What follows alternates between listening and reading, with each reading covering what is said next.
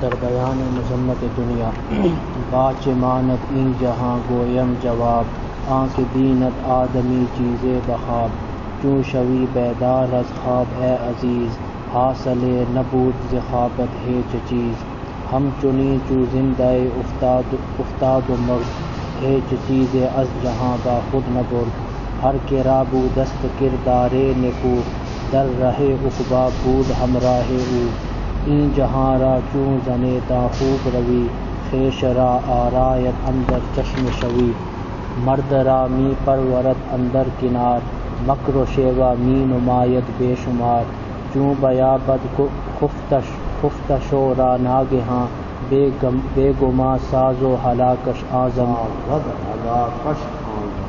بے گما سازد ہلاکش آزمان بر تو باید اے عزیز پر ہنر کز چنی مکار باشی پر حذر در بیان مذمت دنیا کی مذمت کے بیان میں فرماتے ہیں باچ ماند این جہان باچ کس چیز کے ماند مشابہ ہے یا ماند کس چیز کے مشابہ ہے این جہان یہ دنیا کسی نے سوال کیا نا کسی نے سوال کیا کہ یہ دنیا کس چیز کے مشابہ ہے تو بابا فرماتے ہیں کہ گویم جواب اس کا جواب میں کہتا ہوں اس سوال کا جواب یہ ہے کہ آنکھ بیند آدمی چیزیں بخواب کہ بس اس دنیا کی مشابہت ہے آنکھ اس چیز سے کہ بیند آدمی کہ دیکھتا ہے بندہ چیزیں کسی چیز کو خواب نیند سمجھ آ گئی کہ دنیا کی مثال کیا ہے جیسے آپ خواب دیکھتے ہیں تو خواب سے جب بیدار ہو جائے تو وہ چیز پاس ہوتی ہے تم نے خواب میں دیکھا 5 لاکھ روپے مجھے ملے ہیں دیکھو ڈھیر لگا ہوا ہے تو جب اٹھے تو خاک بھی نہیں تو کہتے ہیں یہ دنیا کی یہی مثال جب موت کا ٹائم آ جائے گا تمہاری آنکھیں بند ہو جائیں گی تو ہاتھ میں کچھ کمانے کے پیچھے لگے ہوئے تھے ہائے پیسہ ہر پیسہ پیسہ پیسہ کر رہے تھے اور دوڑ لگا رہے تھے اچانک عزرائیل علیہ السلام نے گلا ڈھونڈ دیا اب ہاتھ میں کیا ہے کچھ ہے کہتے بس وہی خواب کی مثال ہے جیسے خواب میں انسان کوئی چیز دیکھتا ہے تو جب بیدار ہوتا ہے تو کچھ نہیں ہوتا دنیا کی یہی مثال بابی کی بات کو سمجھے ہو آنکھ بیند آدمی چیزیں بخواب کہتے اس کی مثال یہی ہے کہ جیسے دیکھتا ہے بندہ کسی چیز کو خواب میں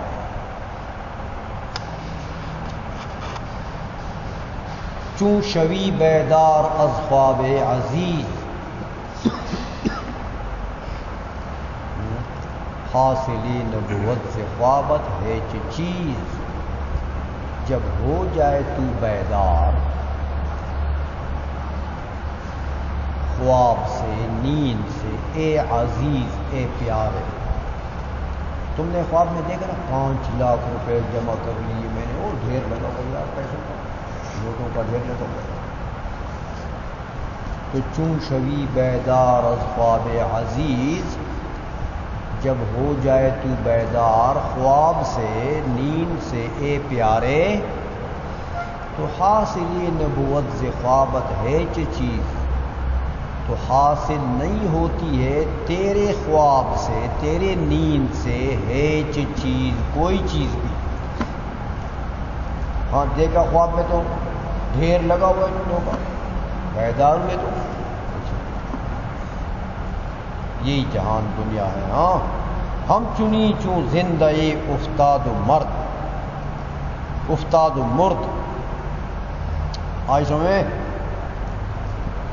ہم چنی اس جیسا چون زندہ اٹھتا کہ جیسے زندہ اٹھا وہ مرد اور مر گیا.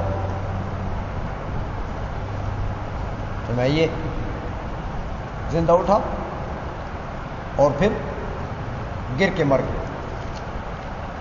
ہے چیزیں از جہاں با خود نہ برد، لیکن اٹھا مر گیا تو کہتے ہیں کوئی چیز بھی از جہان دنیا سے با خود نہ برد، اپنے ساتھ نہیں لے گیا. کوئی لے گیا؟ خالی ہاتھ جا رہا. وہ سارا پیسہ، وہ سب کچھ جس کے لیے اسٹرگل کر رہا تھا، تو وہ سب کچھ رہ گیا، دھرا کا دھرا رہ گیا.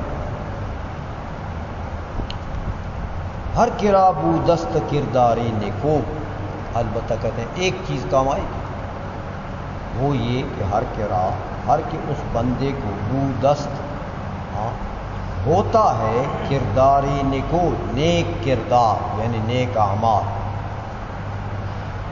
جس بندے کا کردار نیک ہو، اعمال اچھے کیے اس نے، در رہی عقبا بود ہمراہ او، تو آخرت کے رستے میں در راہ منی راستہ، در منی میں، عقبا منی آخرت کے رستے میں بود ہمراہ او، ہوگا وہ نیک عمل اس کا ساتھی. ہمراہ ساتھی کو کہتے ہیں. یہ نیک عمل جو ہے یہی اس کا ساتھی ہوگا آخرت کے سفر میں. باقی تو سارا کا سارا درا کا درا یہی رہ جائے. سمجھ رہے ہو؟ یہ جہاں چوں زنیداں خوب روئی، کہتے اس دنیا کو ایک خوبصورت عورت کی طرح جان لو. دنیا کو کیا جانو؟ ایک خوبصورت عورت کی طرف جان لو. ای جہان را، اس دنیا کو چون زنیدان خوب روئے، جان لو تو ایک عورت خوبصورت کی طرح. تو خوبصورت عورت جو ہے خویش را آرایت، خوبصورت عورت کیا کرتی ہے؟ خویش را آرایت، اپنے آپ کو خوبصورت بناتی ہے. خویش را آرایت، اپنے آپ کی آرائش کرتی ہے، زیبائش کرتی ہے. عورتیں میک اپ کرتی ہیں نا، لپائی کرتی ہے نا، تو کس لیے کرتی ہے؟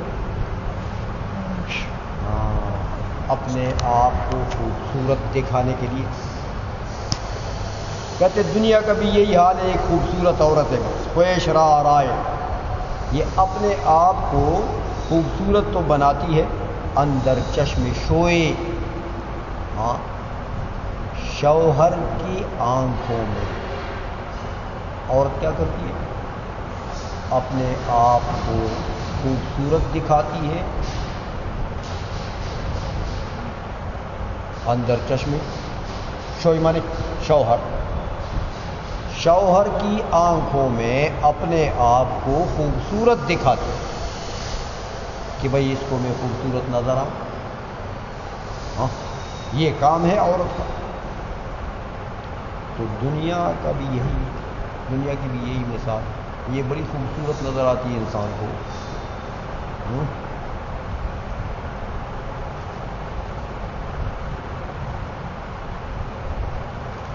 زین للناس حب الشہوات من النساء والبنین والقناطیر المقنطرۃ، کیسے دیکھو نا یہ دنیا. اللہ نے فرمایا زین للناس حب الشہوات، یہ خواہشات نفسانی، یہ جو چیزیں پیاری لگتی ہیں نا، ان کی محبت یہ مزین کر دی گئی. مزین کون ہے؟ شیطان. من النساء، وہ کیا چیزیں؟ عورتیں. والبنین، بیٹے ہیں بڑے اچھے لگتے ہیں یار، فلاں کے 10 بیٹے ہیں، پہلوان ہے ماشاء اللہ۔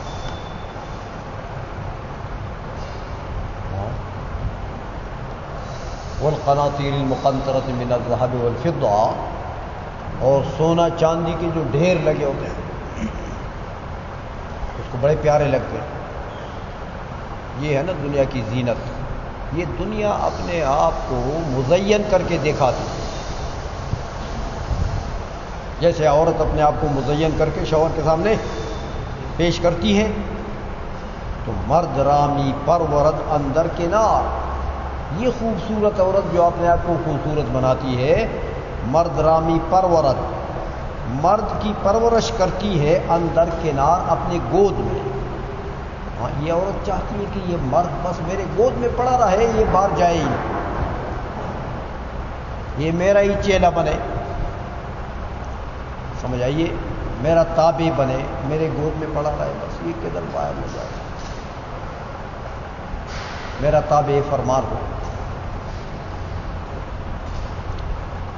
مکر و شیوا می نمایت بے شمار، مکر، شیوا اور فریب، یہ عورت جو ہے یہ مکر اور فریب می نمایت دکھاتی ہے بے شمار۔ ہاں، وہ ایک بزرگ تھے نا، وہ کہتے تھے کہ عورت کے چھوٹے بال کے نیچے بھی 100 مکر پڑے ہوتے ہیں۔ عورت کے بدن پر چھوٹا بال ہو نا، سب سے چھوٹا، اس چھوٹے بال کے نیچے بھی 100 مکر جو ہے وہ پڑے رہتے ہیں، اتنی مکار چیز ہے یہ۔ کہتے ہیں مکر و شیوا، مکر اور فریب می نمایت، ہاں، وہ ظاہر کرتی ہے بے شمار، بے حساب مکر کرتی ہے، کبھی روئے گی، کبھی ہنسے گی، کبھی کچھ کرے گی، کبھی کچھ کرے گی، وہ مرد کو ورغلائے گی، کبھی رونے سے، کبھی ہنسنے سے۔ کہتے یہ دنیا بھی ایسی چیز ہے، کبھی بڑی خوبصورت نظر آئے گی، کبھی ایک چیز خوبصورت نظر آتی، کبھی دوسری خوبصورت نظر آتی، کبھی تیسری خوبصورت نظر آتی۔ یہ دنیا کا سب مکر و فریب، بندہ مبتلا ہو جاتا، چوں بیابد خفت شورا ناگہان۔ لیکن پھر پتہ ہے کہ عورت پھر کیا کرتی ہے؟ پہلے تو یہ مکر فریب کر کے چاہتی ہے کہ یہ میرا شوہر جو ہے یہ میرے بغل سے باہر جائے ہی نہ، بس یہ میرا چیلا رہے اور یہ میرے پیچھے رہے اور یہ میرا تابعدار رہے، اور مکر کرے گی، فریب کرے گی، کبھی اپنے آپ کو خوبصورت بنائے گی، کبھی کیا کرے گی، کبھی کیا کرے گی۔ لیکن مرد اگر قابو نہیں آتا تو پھر اور کام بھی کرتی ہے۔ چوں بیابد خفتہ شورا ناگہان، جب پا لیتی ہے، چوں بیابد، جب پا لیتی ہے یہ عورت، خفتہ، سوئے ہوئے شوہر کو، ہاں، جب شوہر کو سویا ہوا پا لیتی ہے ناگہان، اچانک، تو بے گمان سازد ہلاکش آن زمان، تو بے شک سازد ہلاکش، ہاں، سازد ہلاکش، بنا دیتی ہے وہ اس کے ہلاک کے اسباب، اس مرد کے وہ ہلاک کرتی ہے آن زمان، اسی وقت۔ ابھی یہ قابو تو آتا نہیں میرے، خواب میں اس کو حلال کرو، اس کو ذبح کرو، پھر کبھی ایسا بھی کرو۔ اس لیے پہلے پڑھ چکے ہو نا، پہلے بابا نے بتایا تھا نا کہ عورت قابل اعتماد چیز ہو، اس کے مکر میں نہیں آؤ، سمجھ میں آ گئی ہے؟ ایسا بھی کرو۔ برت باید اے عزیز پر ہنر، تجھے چاہیے، برت باید، تجھے چاہیے، اے عزیز اے پیارے، پر ہنر، تجھے چاہیے، کیسا چاہیے؟ پر ہنر، کہ تو ہنرمند آدمی، یعنی ہوشیار آدمی ہو، تمہیں ہوشیاری چاہیے، کز چنی مکار باشی پرحذر، تو اگر ہنرمند ہے، ہوشیار آدمی ہے تو کز چنی مکارا، تو اس جیسی مکار چیز سے باشی پرحذر رہے گا تو، پرحذر پرخوف، یعنی ڈرتا ہوا رہے گا تو، پرہیز کرتا رہے گا تو، جان کو بچاتا رہے گا تو۔ اگر تجھے ہنر ہے، تو ذکی آدمی ہے، ہوشیار آدمی ہے، تو ایسے مکارہ کے مکر سے اپنے آپ کو بچائے رکھو کہ اس کے مکر میں نہ ہو۔ حضور نے فرمایا، ایک حضور نے فرمایا کہ تم میں عورتوں سے بڑا فتنہ میں چھوڑ کے نہیں جاتا۔ سب سے بڑا فتنہ جو ہے حضور نے فرمایا وہ کون سا ہے تمہارے لیے؟ عورت ہے۔ ایک یہ، دوسرا فرمایا کہ عورت اگر تمہاری بیوی بن جائے تو وہ تو ٹیڑھی پسلی سے پیدا ہوئی۔ آدم علیہ السلام کی پسلی سے حضرت حوا پیدا ہوئی تھی، ٹیڑھی پسلی سے۔ تو حضور نے فرمایا اگر تم چاہتے ہو اس کو سیدھا کر لو، اس ٹیڑھی کو سیدھا کر لو، تو نہیں سیدھا کر سکو گے، وہ ٹوٹ جائے گی۔ سیدھا کرنا چاہو گے نہیں کر سکو گے، اس میں ٹیڑھا پن رہے گا۔ ٹیڑھی پسلی سے پیدا ہے، ٹیڑھا پن رہے گا، وہ ٹیڑھی رہے گی۔ لیکن ٹیڑھی ہونے کے ساتھ ساتھ اگر تم نفع اٹھانا چاہتے ہو ہنرمندی کے ساتھ، ہوشیاری کے ساتھ، تو اٹھا سکتے ہو، لیکن وہ تمہاری ہنرمندی کا کمال ہوگا، وہ تمہاری ہوشیاری کا کمال ہوگا کہ اس کے مکر سے بچو اور اس سے فائدہ اٹھاؤ۔ یہ ہوشیار آدمی کا کام ہے، عورت کے ساتھ زندگی گزارنا ایسے طریقے سے کہ بندہ عورت کا چیلا نہ بنے، عورت کا چیلا نہ بنے، یہ ہنرمندہ ہے۔ ورنہ آج کل کے بہت سے شوہروں کو تو بیویوں نے چیلا بنا دیا ہے نا، وہ قدم اٹھا سکتے ہیں، بیوی کا حکم نہ ہو تو میاں تو گھر سے باہر نکل جائے،